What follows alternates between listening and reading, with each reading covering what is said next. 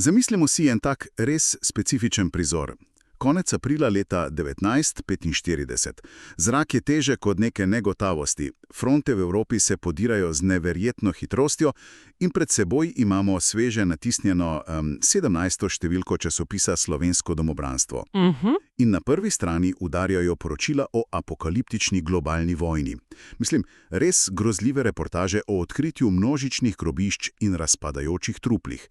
Stvari, ki ti dobesedno obrnejo želodec, ko to samo bereš. Potem pa, in to je tisti preskok, obrneš list in na naslednji strani je romantična črtica o zlomljenem srcu. Ja, popoln šok, res. Pa hudomušna šala o nerodnem vojaku z velikimi škornji, ki na nočni straži preganja zajca. Ta neverjeten, skoraj absurden trk čiste groze in popolne banalnosti na dveh stranih istega kosa papirja je naravno osupljiv. Zato sva se odločila, da greva danes v to poglobljeno raziskavo. Tako je, in prav ta kontrast je ključno do razumevanja, kako deluje človeški v ekstremnih okoliščinah. Ne gre za neko naključno zmešavo člankov, ampak za izjemno natančno zgrajeno arhitekturo resničnosti. Preden pa sploh zarežemo v to seciranje, je pač nujno, da postavimo en zelo jasen okvir. Seveda, to je ključno. Tukaj imamo pred seboj zgodovinski primarni vir samega vrhunca krvavega državljanskega in svetovnega spopada. Najna naloga pri tej analizi je izključno anatomska.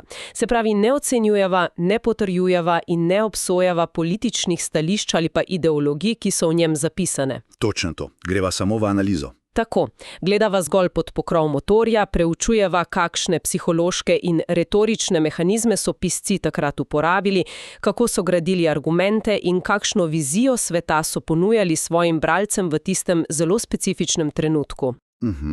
Gre za samo mehaniko tiska v krizi. In če začneva kar pri temeljih te zgradbe, ti so naravnost presenetljivi.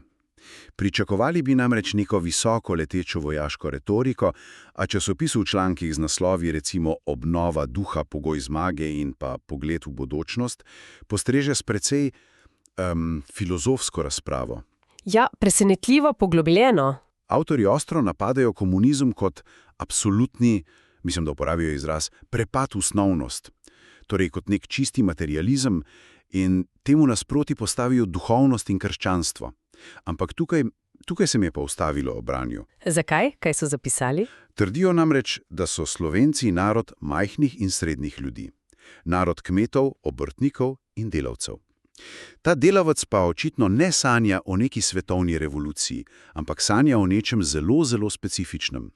Časopis namreč izrecno poudarja, da je ideal tega delavca majhna hišica z vrtom, ki mu bo na starost zagotavljala neodvisnost. Čakaj mal. Aprila 1945 divjajo najbolj uničujoče bitke v zgodovini človeštva. Topništvo dobesedno preorava Evropo. Oni pišejo o vrtičkih in neodvisnosti na stara leta. Komu to sploh prodajajo? Mislim, se to zvoni popolnoma otujeno od realnosti na fronti. Zvoni otujeno, to je res, ampak to je samo, če na to gledamo iz udobja današnjega časa. Če se pa poskusimo prestaviti v glavo enega vojaka ali pa navadnega civilista, ki je izgubil skoraj vse in živi v nekem neprestanem strahu, zadeva dobi drug smisel. Se pravi, da je v tem neka logika?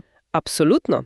Marksistična ideologija tistega časa, proti kateri so se ti ljudje borili, je obljubljala globalno socialno revolucijo, razredno vojno in kolektivizacijo. In kako se zdaj zoprstaviš ideji, ki pravi, da bo celoten družbeni red obrnjen na glavo in da bo lastnina postala skupna? Verjetno ne z neko abstraktno teologijo. Točno tako. Ne moreš se boriti z abstraktnimi pojmi. Ponuditi moraš nekaj, kar si vsak človek lahko fizično predstavlja in česar se lahko preprosto uprime. Ta hišica z vrtom zato ni zgolj neka nepremičnina. Je ultimativni simbol stabilnosti, varnosti in individualnosti. A veš, to ima smisel. Kot nek družbeni imunski sistem. Ja, zelo dobra prispodoba. Časopis v teh tekstih komunizmu namreč celo očita, da želi uvesti kolhoze, ki so po njihovem mnenju za razgiban slovenski teren popolnoma nenaravni. Zato ta hišica z vrtom dejansko služi kot nek protistrup proti kolektivizmu. Sporočilo je, oni vam želijo vzeti individualnost in vas utopiti v neki masi brez lastnine. Mi pa vam obljubljamo vaš lasten ozemlje, kjer boste sami svoji gospodarji. To je pač obramba osebnega dostojanstva, spuščena na raven vsakdanjega, tistega najbolj osnovnega preživetja. Se pravi, res jim ne ponujajo nekih imperialnih sanj, ampak dobesedno sanje o osebni ograji, ki jo bodo lahko sami pobarvali. Oprimeš se tistega miniaturnega kosa sveta, ki ga še lahko nadzoruješ. Tako je. Ampak, in tukaj pridemo do tistega mračnega dela. Če je ta hišica z vrtom, tista svetla vizija prihodnosti, potem mora obstajati tudi razlog, zakaj bi to hišico nekdo lahko izgubil. In tu časopis postreže z reportažami, ki so tako naturalistične, da v branju dobesedno ohromiš. Mislim na poročilo o odkritju Krimske jame in pa tista poročila iz Širokega brega. Te reportaže so res tisti ključni del, čemu bi lahko v stroki rekli psihološka konstrukcija nasprotnika. Predvsem poročilo iz Krimske jame, ki ga je napisal Ljenko Urbančič, je tukaj še posebej povedno. Ne, res, ko prebiraš ta tekst, imaš občutek, da ne bereš starega časopisa, ampak poslušaš kakšen neverjetno grafičen in krvav sodoben kriminalni podcast. Avtor bralca dobesedno vzame s seboj v grupino. Zelo nazorno je napisano, ja. Opisuje recimo skupino, ki se na vrvi spušča v tisto kraško brezno, 25 metrov globoko. Bralec sliši, si predstavlja, kako se proži kamenje. Prebere, da po 30 metrih globine zrak postane dobesedno zadušljiv od vonja po razkroju. In tisti detajli na dnu. Ti detajli so tisti, ki ostanejo, ja. Ja, te lobanje s pravilnimi okroglimi strelnimi luknjami. Pa ženski čevlji, rjave barve, ki ležijo v blatu. Avtor gre celo tako daleč, da si vizualno predstavlja in opisuje zadnje trenutke tistih žrtev, kako so jih pripeljali do roba, kako so zrle v črniva, preden so jih porinili s počinskim kopitom. Šokantno vizualno je to podano, se strinjam. Zraven pa časopis objavi še poročilo o brutalnem umoru frančiškanov in zažigu gimnazije v Hercegovini v Širokem bregu, kjer pa spretno citirajo ostre obsodbe zagrebskega nadškofa Stepinca. In na tej točki moram resno podvomiti v to uredniško politiko. Ali ni to naravnost nevarno? Kako to misliš? Nevarno. Ja, mislim, vojska je izčrpana, ljudje so na robu obupa, ti pa jim natisneš najbolj travmatične, brutalne podobe razpadajočih trupel. A ni to strel v koleno, ki bi vojaku na fronti zbil še tisto zadnjo moralo? Na prvi pogled se res zdi tako, ja, da bi takšni opisi povzročili čisti defetizem in zlom morale. Toda psihološki mehanizem tu deluje ravno obratno. Ko urednik objavi takšne naturalistične detalje, recimo te rjave ženske čevlje in pa okrogle luknje v lobanji, s tem ustvari neko absolutno dejstvenost groze. Ni več abstraktno. Točno, ni več politična debata o marksizmu. Z branjem teh besedil se nasprotnika popolnoma dehumanizira.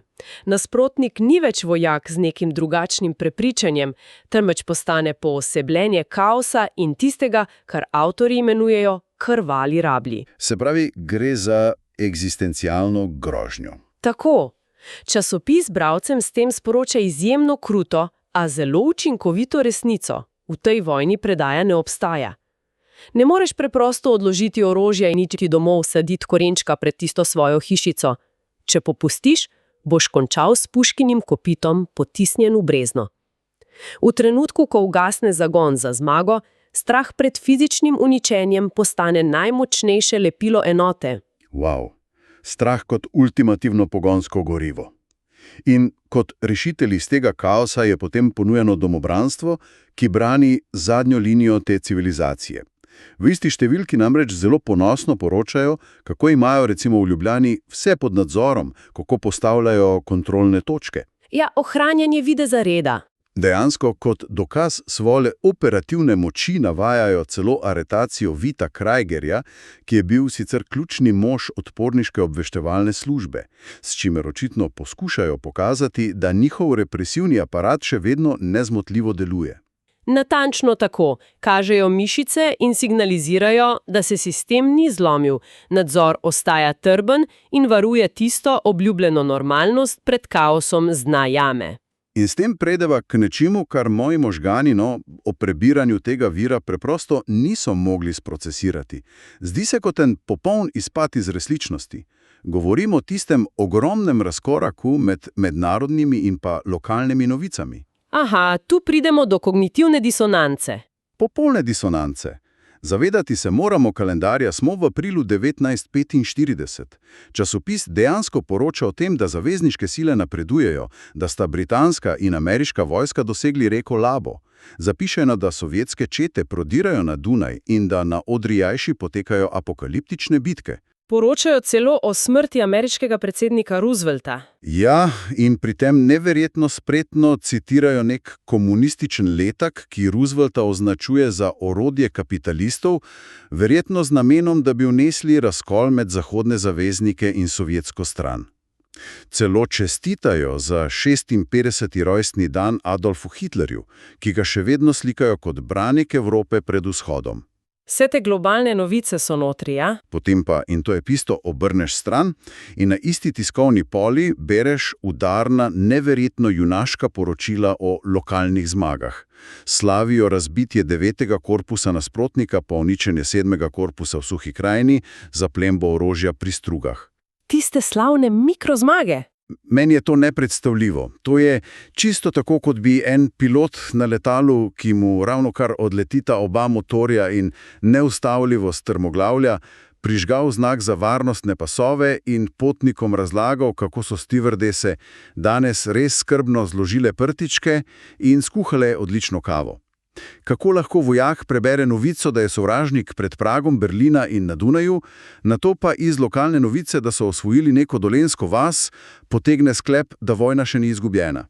Zelo močna analogija. Ta prispodoba s strmoglavljajočim letalom je izjemno natančna, saj v bistvu opisuje temeljni psihološki mehanizem obvladovanja panike. Ljudje pač pred neizognjivim koncem potrebujejo tisto iluzijo nadzora. Se pravi, gre za načrtno ustvarjanje te iluzije? Tako je. To, kar opisuješ, v stroki prepoznavamo kot fokusiranje na taktične mikrozmage v senci strateškega makroporaza. Uredniki in poveljniki takrat niso bili neumni. Dobro so vedeli, da mednarodnih novic o padcu velikih mest ne morejo povsem prikriti. Ja, saj so verjetno vsi poslušali radio. Točno. Novice so se širile prek radija in govoric, zato so jih morali objaviti. Hkrati pa so zelo poudarjali politična trenja med Američani in Sovjeti in upali na tisto rešilno bilko zahodnega zavezništva. Vendar pa en navaden vojak, ki zmrzuje v blatu ob vaški cerkvi nekje v Suhi krajini, nima prav nobenega vpliva na to, kaj se dogaja ob reki Odri. Tisto je zanj nepredstavljivo daleč in preveliko. Ima pa vpliv na to, ali bo zadržal položaj pri bližnjem hribu. Se pravi, ponudijo mu nekaj, kar lahko nadzira. Tako. S tem, ko časopis poudari recimo zaplembo tistega minometa ali pa razbitje lokalne sovražnikove čete, vojaku ponudi zmago na skali, ki jo on dejansko lahko dojame in obvladuje. Težava strmoglavljajočega letala se odmisli, ker je posadka zelo zaposlena z reševanjem majhnega problema pred seboj. Z psihološkega vidika to vojski omogoča, da ohranja disciplino in predvsem preprečuje množično dezerterstvo. Razumem. Zgradiš milni mehurček na lokalni ravni, da lahko zadržiš linijo do zadnjega dne. Ampak, če zadržujejo to linijo, zakaj jo pravzaprav zadržujejo? In s tem mislim, da prideva do tistega najbolj človeškega in osebno zame najbolj presenetljivega dela te publikacije. Do ohranjanja normalnosti. Ja, poskusa vzdrževanja neke popolne, absolutne normalnosti. Zdi se mi prav neverjetno, ko bereš, tukaj na eni strani prebiramo o tem, da na Brdu slavnostno odpirajo domobranski invalidski dom. In tam general Rupnik nagovarja ranjene vojake. In jim daje obljube za prihodnost. Ne samo oskrbo, on jim napoveduje zadružne tečaje. Tečaje za usposabljanje, ko bo spet mir. Poleg tega pa imamo poročila z ljubljanske Drame, kjer vojaška godba igra koncerte, recitirajo poezijo, neki slikar Šušteršič tam drži govor, v katerem kritizira progresivno umetnost. Mislim, kot da zunaj sploh ni vojna. Kultura je bila vedno močno orožje za dokazovanje, da civilizacija še stoji. Res je, ampak najbolj od vsega pa preseka literatura. Časopis objavi literarno črtico z naslovom Bliskavica avtorja Karla Mauserja. Zgodba je izjemno, res izjemno čustvena. Govori o domobrancu Cenecu, ki je v boju postal invalid, izgubil je roko. Ja, to je tisti osebni vidik vojne. Tako. In ta nesrečni Cene je prepričan, da je zaradi svoje invalidnosti povsem nekoristen in da je izgubil ljubezen svojega dekleta, Maričke. Nato pa se v vrhuncu zgodbe, med neko poletno nevihto ob močni bliskavici, Marička vrne k njemu in mu pove, da ga kljub ranam še vedno ljubi. In takoj zraven te tragične, lepe zgodbe pa čisti humor, zgodba o Klančarjevem Tamalem. Govori o tistem tipičnem vaškem fantu, ki je malo neroden in ima vedno premajhno uniformo ter prevelike škornje. Pošljajo ga na nočno stražo, dečko je seveda na smrt prestrašen, slišati je nekropot v temi, fant sproži puško, na koncu pa se izkaže, da sploh ni ustrelil sovražnika, ampak zajca. In potem se vsi veselijo klobas. Ja? Ja, cela četa se mu smeje. Ko sem bral ti dve zgodbi, se mi je nekaj res premaknilo. Ta popolnoma brezosebni propagandni stroj je nenadoma dobil obraz. Obraz fanta z zlomljenim srcem in pa prestrašenega najstnika v prevelikih čevljih.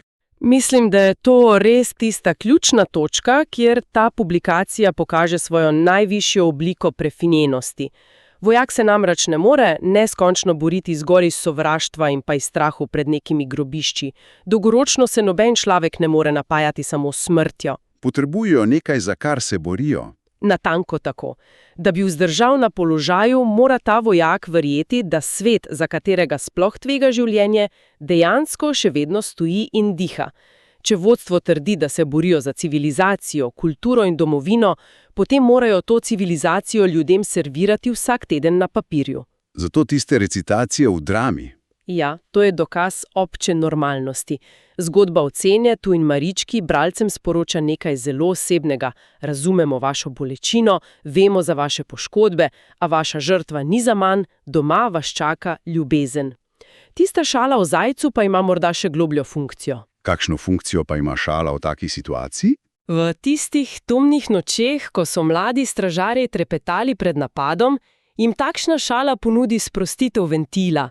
Pokaže jim, da v tem surovem svetu še vedno obstaja prostor za en povsem preprost, neškodljiv nasmeh. Humoren pogled na strah preprosto demistificira tisto grozno stisko frontnega vsakdana. In to je močno psihološko sidro. Ki jim potrjuje, da njihova identiteta ostaja nedotaknjena. Tako je. Kljub vsemu tistemu razpadu stare Evrope okrog njih. In ravno ta neverjetna večplastnost je razlog, zakaj se je sploh smiselno poglabljati v take 70 in več let stare porumenele časopise. Ko zložimo skupaj vse te koščke od tiste hišice z vrtom na eni strani do črnih brezen na drugi, pa od vojaških poročil do šal o zajcih pred nami, zraste en neverjeten ekosistem informacij. Zelo bogat ekosistem, poln protislovij. Res je. In razumevanje, kako ta ekosistem prepleta neko visoko ideologijo z najglobšimi človeškimi čustvi, strahom in upanjem, je neprecenljivo. Tudi danes, a veš, ko se vsakdanevno utapljamo v nekih novih informacijskih vojnah, nam seciranje takšnih zgodovinskih primerov daje tista orodja, da lažje prepoznamo, kdaj nekdo s pomočjo naših najosnovnejših strahov in želja gradi resničnost. Dejansko ob tem vidimo, da se v svojem jedru mehanizmi prepričevanja skozi zgodovino sploh ne spreminjajo. Spreminja se v bistvu samo tehnologija, s katero se širijo. Tako je. In ta papirata resničnost, o kateri sva danes govorila, je bila zgrajena tako trdno in tako prepričljivo, da je dobesedno obljubljala nove zadružne tečaje še v trenutku, ko se je celoten svet okoli nje podiral v prah. Vse do zadnje kaplje črnila je ta časopis vzdrževal iluzijo nepremagljivosti in nekega reda. Fascinantno in grozljivo hkrati. Na koncu pa, ko vse to predelamo, ostaja samo še eno veliko odprto vprašanje. Človek se ob vsem tem upravičeno vpraša, kaj se zgodi s človeško psiho tisto jutro, ko tiskarski stroji dokončno utihnejo? Kako se zlomi vojaka ali pa civilista v trenutku, ko tisti skrbno zgrajeni papirnati svet z vsemi obljubljenimi hišicami, kulturo in varnostjo, za katerega je žrtvoval vse, čez noč preprosto preneha obstajati?